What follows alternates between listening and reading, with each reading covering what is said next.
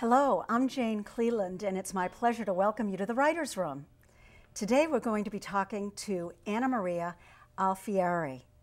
Annamaria writes historical mystery novels. Her first one, City of Silver, was named a Best First by Deadly Pleasures magazine, and the Washington Post said, as both history and mystery, it glitters. How wonderful is that? It was also an editor's pick in the Historical Novel Society Journal. Her next historical mystery, Invisible Country, that'll be out later this year. Annamaria is the president of Mystery Writers of America New York chapter, and she's the vice president of the board of the Hudson Valley Shakespeare Festival. Thank you for joining us, Annamaria. Thank you so much for inviting me, Jane. Well, it's a great pleasure. I'm looking forward to this. You write historical mysteries. Now, the first one, City of Silver, was set in Peru. The second, Invisible Country, is going to be set in Paraguay. Why South America? I got interested in South American history because a dear friend of mine does development work down there, and he was telling me the history of a country that he was working in, and it occurred to me how little I knew from my pretty good education about South American history. The more I learned about it, the more it fascinated me. And so, because I always loved historical novels and I always loved mysteries, I wound up putting the two together. And is that what you set out to do? Did you set out to write a historical mystery, or did you set out to write a historical novel and mystery came into it? No, I started writing a historical mystery. I thought I was going to write contemporary mysteries, but once I got so fascinated with South American history, I put the two together. I was grabbed. Now, research. Do you go in country to do your research? I have been to the places that appear in, where the novels are set. And the first one, City of Silver, is set in Potosi. And I was actually not thinking about that as a place. And my husband and I were traveling in South America, and we went to Potosi, and it is such a beautiful and such a fascinating and such an absolutely illogical place for a beautiful big city to be. It's at 13,500 feet.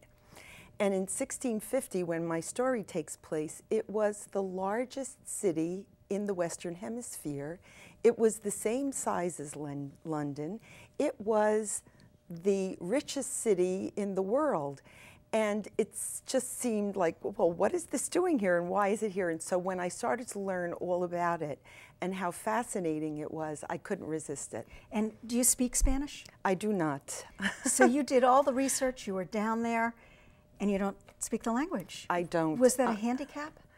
Well, I suppose you could think it was. When I was there, I was with two Spanish-speaking people, and actually in doing my research, at one point there was something that I wanted to know that was only available in Spanish, and I found a graduate student at Columbia University to translate those pages for me. Oh, interesting. Because I needed to know what was I had to know. I can kind of read Spanish, and I can get along with people in Spanish. I speak French, I speak Italian, and I studied Latin for 6 years. So I'm kind of surrounding Spanish, even though I don't have it.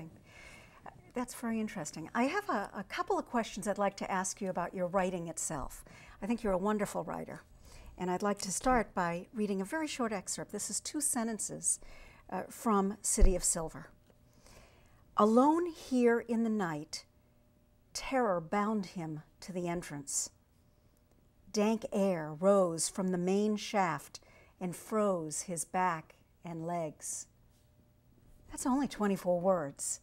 Yet it's incredibly suspenseful. The entire book is suspenseful. So my first question is, how do you create suspense? Well, I think there are 2 parts to suspense, at least to me there are. First of all, there's the person to whom the story is happening. They're the characters.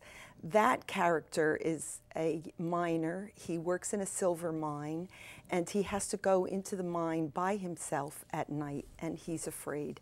And so what I try to do is because I care about him so much, that I try to get the reader to care about the people and care about what's going to happen to them.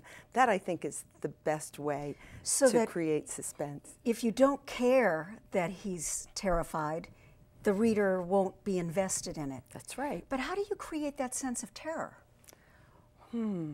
Well, I think what you do is you take this person that you like and you put him into danger, and you tell implied danger. Yes, and somebody once described this to me as the trail of breadcrumbs from Hansel and Gretel. That what you do is you give the reader a little bit of information and then a little bit more, and it always has to be just enough so that the reader can follow the trail and create just enough interest to make the reader want to follow the trail. Yeah, yeah.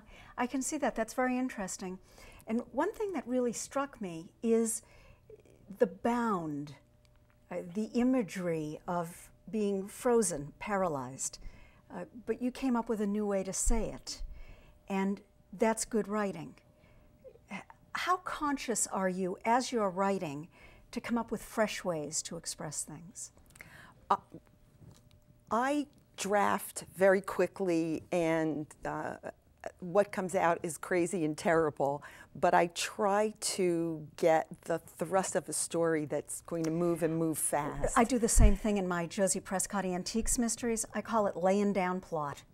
Just got to get the plot down. Right, and get some energy into it and get it moving fast.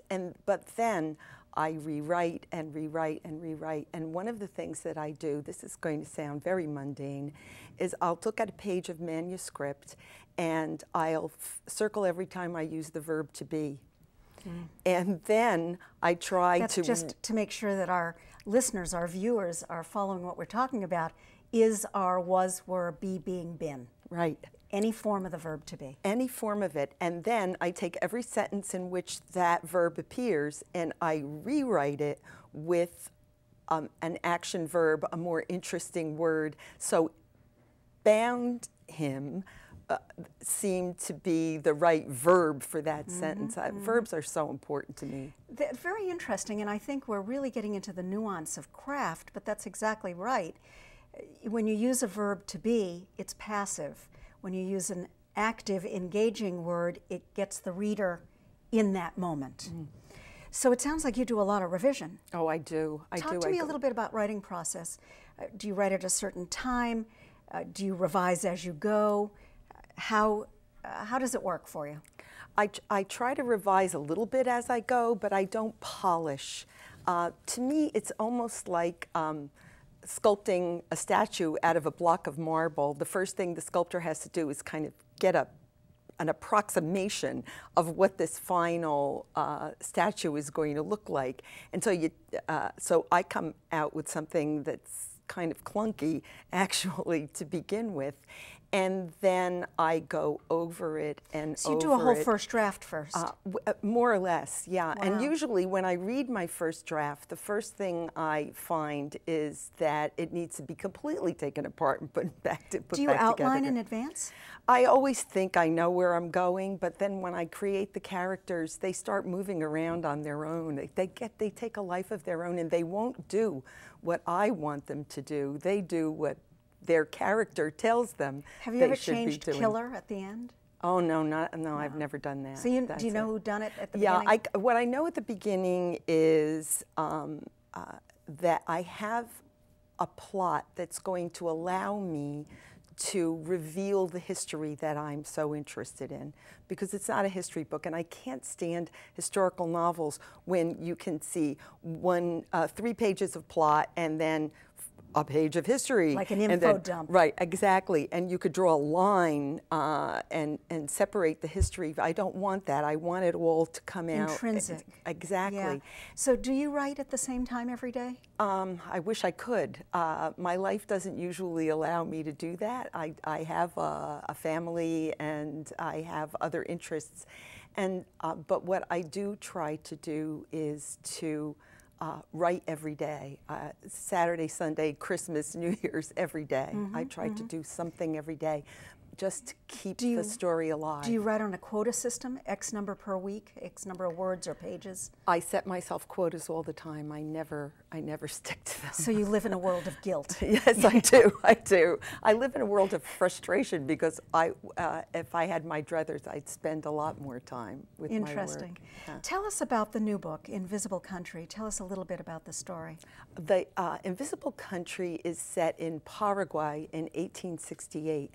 What was going on in Paraguay, and I say invisible, I call it Invisible Country because most people don't even know where Paraguay is and anything about it, but it was the battleground of the bloodiest war in South American history and almost matched our bloody war, the Civil War in the North. And it took place just at the same time, just after it started. Just as our Civil War was ending. And in the end, what happened was the war lasted 5 years, and more than 90% of the males between the ages of 8 and 80 in the country of Paraguay were dead at the end of that war. Oh my goodness. So that's, to me, amazing. I never knew that. And when I learned it, I thought, this is a wonderful background. Yes, and the backdrop of that war. And then the whole question of one person is going to die. And with all those thousands, tens, hundreds of thousands of people dying, how can one person's death be so important that people would want to know who killed him and why? Wow. So that's Sounds where great. I went with that. We're going to be right back with Annamaria Alfieri and her answer to one of the most important and pressing questions of concern to writers. Where do you get these ideas?